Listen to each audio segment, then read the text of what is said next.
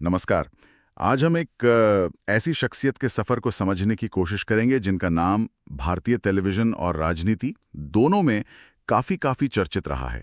स्मृति ईरानी। जी। हमारे पास स्मृति ईरानी साधारण से असाधारण तक का सफ़र नाम के एक लेख के कुछ महत्वपूर्ण हिस्से हैं और हमारी कोशिश रहेगी कि इनके आधार पर उनके जीवन के उतार चढ़ाव, खासकर उनके संघर्षों और सफलताओं की कहानी को मतलब परत दर परत खोलें। बिल्कुल, ये समझना कि कैसे वो सफर तय हुआ। हाँ, कि कैसे एक सामान्य पृष्ठभूमि से निकली महिला पहले टीवी की दुनिया पर छाई और फिर राजनीति के मैदान में उन्होंने अपनी एक पहचान बनाई। जी, और ये यात्रा अपने आप में काफी दिलचस्प लगती है, जैसा लेख बताता है। सही कहा। चलिए इस सफर की बारीकियों में उतरते हैं, देखते हैं क्या है इस कहानी में। तो कहानी की शुरुआत होती है दिल्ली से। लेख के मुताबिक उनका जन्म 23 मार्च 1976 को एक मध्यम वर्गीय परिवार में हुआ। अच्छा। दिलचस्प बात यह है कि लेख उनकी मतलब फॉर्मल एजुकेशन के बारे में बहुत ज्यादा डिटेल में नहीं जाता। जी। सिर्फ इशारा करता है कि वो शायद पारंपरिक रास्ते से थोड़ी अलग रही। अच्छा, मतलब रेगुलर स्कूलिंग शायद नहीं। हाँ, कुछ ऐसा ही लगता है। लेकिन एक बात पर जोर दिया गया है कि उनमें बचपन से ही आत्मविश्वास और कुछ कर गुजरने का जज्बा था। ये तो जरूरी होता है। बिल्कुल। 90 का दशक आते आते उन्होंने मॉडलिंग की दुनिया में कदम रखा। मॉडलिंग? अच्छा। हाँ। 1998 में मिस इंडिया प्रतियोगिता में हिस्सा लेने का भी जिक्र मिलता है। ओह। हाँ, हालांकि वहां वो टॉप प्रतियोगियों में शामिल नहीं हो पाई। अच्छा, मतलब शुरुआत में एकदम से सफलता नहीं मिली। नहीं, बिल्कुल नहीं। और लेख उस दौर की आर्थिक मुश्किलों का भी जिक्र करता है।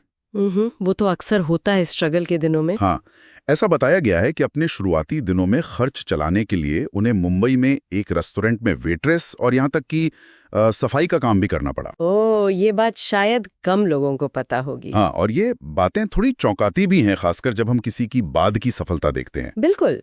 और ये जो शुरुआती अनुभव है, जैसा लेख ने पेश कर रहा है, ये कहानी के लिए एक महत्वपूर्ण पृष्ठभूमि तैयार करते हैं। हाँ, मतलब लेख सिर्फ इन कामों का जिक्र करके छोड़ नहीं देता, बल्कि एक तरह से ये बताने की कोशिश करता है कि शायद यही संघर्ष उनकी उस जिद की, उस लगन की वजह बने होंगे। हाँ, जिसका जिक्र बाद में भी आता है। जी, जिसका जिक्र बाद में उनकी राजनीतिक यात्रा के संदर्भ में भी आता है, जिसे हम हार न मानने वाला रवैया या रेजिलियंस कहते हैं। सही। तो ये देखना दिलचस्प है कि लेख कैसे इन शुरुआती मुश्किलों को उनके क्या कहते हैं कैरेक्टर बिल्डिंग से जोड़ता है। हाँ। उनकी वो सामान्य शुरुआत और बाद की ऊंचाइयों के बीच का ये फासला ये कहानी को काफी नाटकीय बनाता है, जिस पर शायद लेख का भी ध्यान है। हाँ, ये पहलू कहानी को एक मानवीय स्पर्श देता है। जी।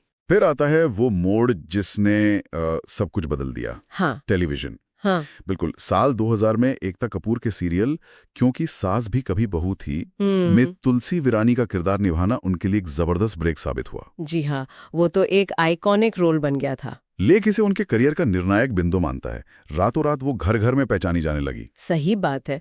तुलसी का किरदार इतना लोकप्रिय हुआ कि जैसा आपने कहा, स्मृति ईरानी नाम शायद पीछे छूट गया था उस वक्त। हाँ, लोग उन्हें तुलसी के नाम से ही जानने लगे थे। और ये सिर्फ एक शो तक ही सीमित नहीं रहा। नहीं। लेख बताता है कि इसके बाद उन्होंने कई और टीवी सीरियल्स, रियलिटी शोज और थिएटर में भी काम किया। जी, काफी काम किया उन्होंने टीवी में। उन्हें कई पुरस्कार भी मिले, जिससे टीवी इंडस्ट्री में उनका कद और मजबूत हुआ। वो उस दौर की शायद सबसे ज्यादा कमाई करने वाली टीवी अभिनेत्रियों में से एक बन गई।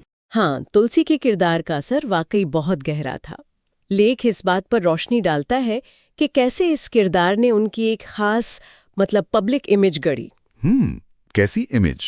एक आदर्श बहू, एक नैतिक मूल्यों वाली मजबूत इरादों वाली महिला की छवि। हाँ, सही। और ये छवि शायद अनजाने में ही उनके भविष्य के राजनीतिक सफर के लिए एक तरह की जमीन तैयार कर रही थी। अच्छा, कैसे?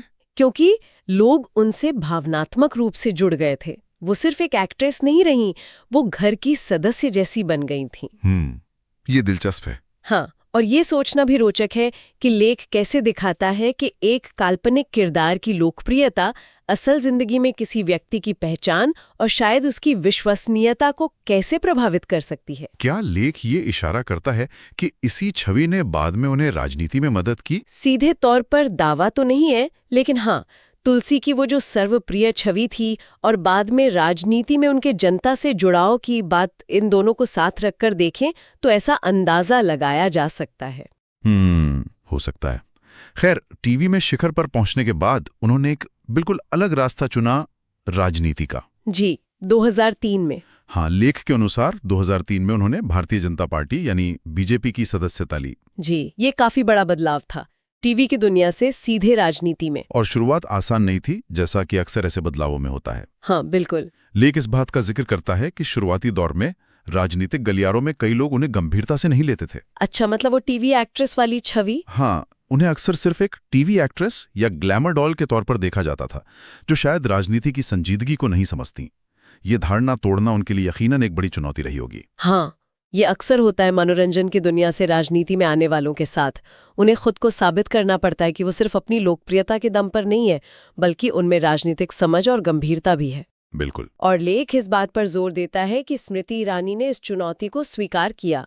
उन्होंने पार्टी के भीतर अपने जगह बनाने के लिए काफी मेहनत की। कैसे? मतलब लेख क्या कहता है इस बारे में? लेख के मुताबिक उन्होंने संगठन में नीचे से काम करना शुरू किया, भाषण देने की कला सीखी, पार्टी के कार्यक्रमों में हिस्सा लिया और धीरे धीरे पार्टी नेतृत्व का विश्वास जीता।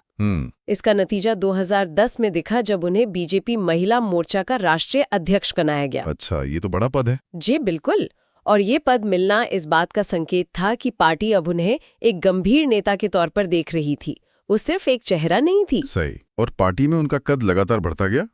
फिर आता है 2014 का लोकसभा चुनाव, जो उनके राजनीतिक करियर का एक और अहम अध्याय साबित हुआ। हाँ, अमेठी वाला चुनाव। बिल्कुल। ओके, तो अब आते हैं उनके राजनीतिक सफर के उस पड़ाव पर जिसने राष्ट्रीय स्तर पर काफी ध्यान खींचा, अमेठी का चुनाव। जी। 2014 में बीजेपी ने उन्हें कांग्रेस के तत्कालीन उपाध्यक्ष और गांधी परिवार के वारिस राहुल गांधी के खिलाफ अमेठी से उम्मीदवार बनाया। अमेठी तो मतलब कांग्रेस का, खासकर गांधी परिवार का गढ़ माना जाता था, दशकों पुराना। बिल्कुल। तो जाहिर है मुकाबला बहुत कठिन था। जी। उस चुनाव में, जैसा कि कई लोग उम्मीद कर रहे थे, उन्हें हार का सामना करना पड़ा। हाँ, 2014 में वो हार गई थी। लेकिन लेख के अनुसार यहीं पर उनकी वो हार न मानने वाली बात फिर सामने आती है।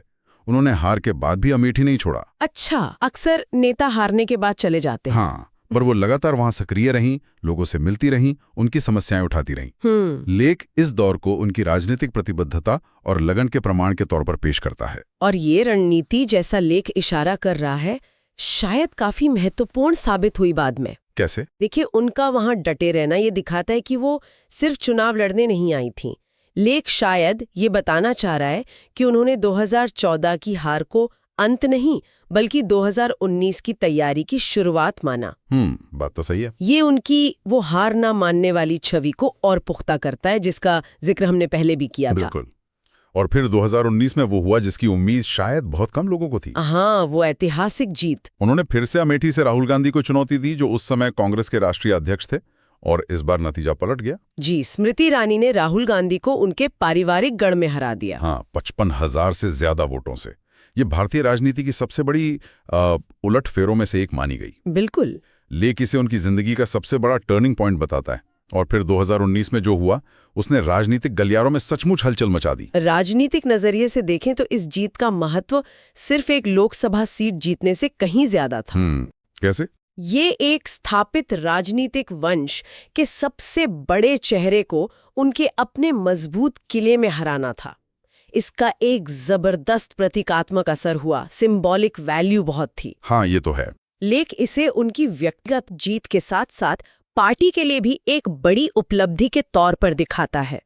ये जीत, जैसा लेख प्रस्तुत करता है, उनकी वो 5 साल की मेहनत, उनकी जमीनी पकड़, और शायद वो तुलसी वाली छवि से जो भावनात्मक जुड़ाव था, हाँ, शायद उसका भी कुछ असर रहा हो।